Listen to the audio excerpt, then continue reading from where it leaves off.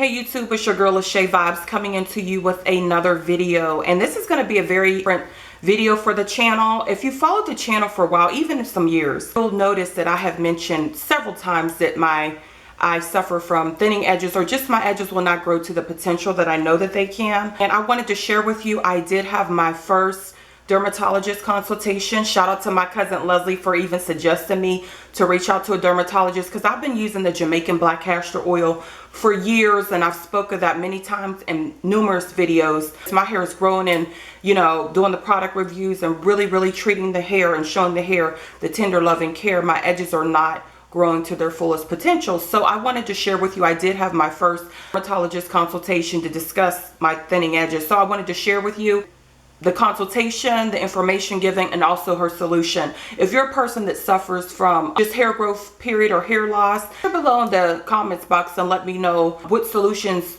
you did and what worked for you. As always, thanks so much for watching, and I'll see you in my next video.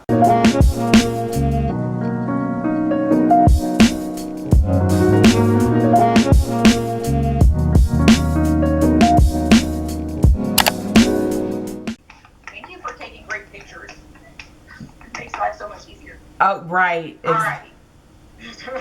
So tell me, how long has this been going on? Well, I would say I noticed my hair has been thinning. It's been years, maybe into my early 20s. And I used to think, because I would wear a lot of individual braids and things like that, was where it was stemming from. Because one of my cousins had even told me, I was telling her my concerns, because my hair overall is really healthy. You see I have a full head of hair. I don't know if you can see me on the... I have a full head of hair, but just the edges. And I had tried some other things. I had even used Jamaican black castor oil for a while, and that really worked. But I was like, I'm thinking it's something else deeper than that. So she had suggested that I, see a dermatologist, because she had did that, my cousin, and she was telling me that she was able to get the shots, and that really helped her. So I was like, well, let me go ahead and see what I can do, with my edges, because they're starting to fill in, but they don't grow in fully. Yeah, so a lot of times what people notice is that with topical stuff, they get like a little bit of growth here, but then there's still like an empty area, and then their hairline starts again. So it's almost like there's a portion that doesn't ever really respond to the topical things. Right. Do you have any comfort in that area? Like, do you have any itching or flaking or little bumps that show up? Nothing like that, right? No, I've seen a few little, I guess, hairline bumps when I look, because I did go back and look at the pictures that I sent you. But other than that, I don't have any concerns. I wear a satin bonnet to bed every night. I'm really good with my treatment, making sure my natural hair is treated, even if it's in braids. But I did notice, I went on vacation in December and I wore some individual braids, and I noticed, like, on those areas, like from my temple to my ear, I noticed when it was time for me to take down those particular twists, I noticed that my hair really like just separated, like it just broke off. Yeah. So for whatever reason, the frontal hairline, kind of like the frontal hairline, tends to be more fragile, more susceptible to injury than the rest of your scalp. And so it doesn't surprise me that you've noticed that over time. And it does, sometimes it does run in families, and it probably does. There is some contribution of the history of how you styled your hair. So pulling, any kind of individual braids, kind of pulling, and then those of us that lived through the hard hair phase of the 90s and all that, like, hard gel and stuff that we used to use. Right. All that stuff is probably not great for our hair. And so, unfortunately, it doesn't really necessarily impact you at the time, but over time, that cumulative insult. Right. Classically trained that there was nothing you could do about this. But I actually do have a number of patients who do respond to the steroid injections. We use a very low dose, and we usually will do it. I'll recommend to do it monthly for anywhere from 3 to 5 visits.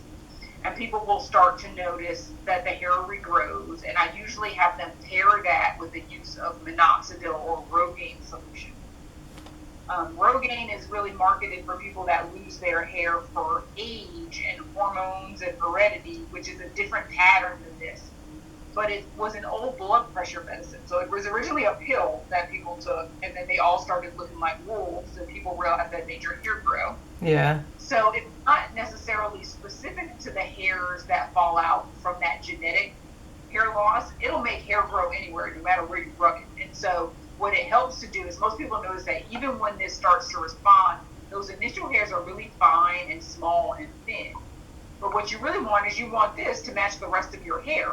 Right. And so what the Rogaine is good at doing, it's good at transitioning those baby kind of vellus hairs into terminal hairs. Mm-hmm. So often I use, people pair up the injections along with using some topical Rogaine.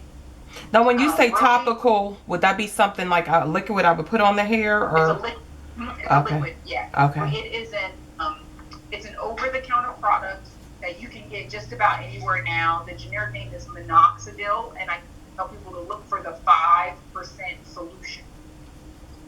It also comes as a foam, but the foam is just more expensive, and so I tell people to look for the solution. And I usually recommend that you put it on before bed. You let it dry before you put your phone in it.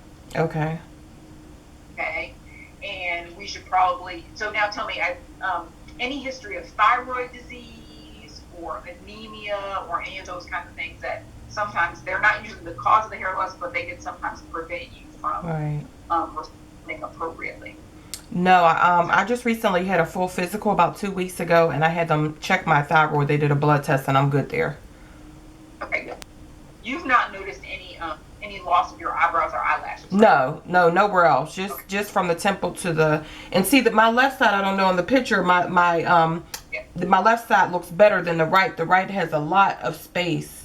Even like now, I have my hair up. I have it gentle with just a little ouchless thing, just kind of holding it up. It's not pulling at all. I don't use, a lot of gels, due to the edges being so thin.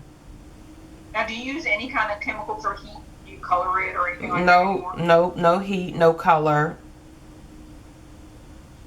Alrighty. So what I think we should do is try to get you in so that we can do some injections for you to kind of get the ball rolling in the right. Okay. And you said you suggest injections from 3 to 5 times a month?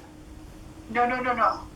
3 monthly for anywhere from 3 to 5 months. So once a month.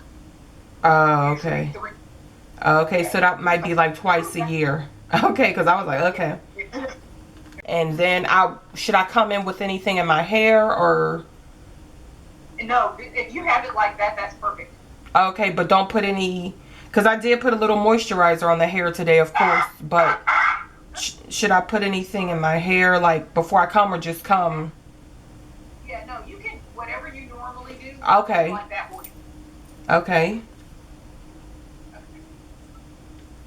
And what does the injection consist of? It is a low dose of corticosteroids. So what it does is, we think that this is the result of inflammation that occurs around the hair follicles. And so what that is designed to do is to decrease the inflammation around the hair follicles to allow the follicles to make new hairs. Okay. Okay. And how long do people usually see the results? So I usually tell people around the 3rd injection is when I'm like, sure, something's happening. Now, some people respond beautifully, and they have 1 or 2, and they're like, I'm doing good, I don't really need to keep going. But if it's slow, usually I tell people around the 3rd injection is when they notice that it's getting better.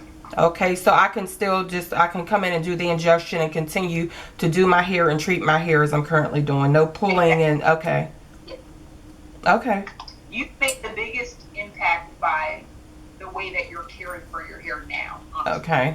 I can do it all that is in my power, but if people are still pulling, I have lots of people who work on it, and then they show up and they've got like all these braids, and I'm like, we've been working on this for 3 months. Now we're going to take 10 steps back. Right. So that, kind of hair care is the biggest, is the heaviest lift, is having people accept, kind of coming away from those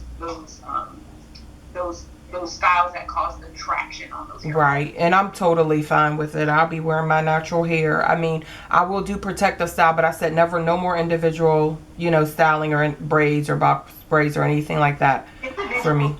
Are where people get into trouble. Right. And it's a slow decline. It's like slow, and then it's like it falls off the edge, and you go from like, it wasn't so bad, and now it's terrible. Right. And it's hard to get it to kind of come back. And so if we get it I usually tell people just stick with what you're doing because that's the biggest piece of it. Right.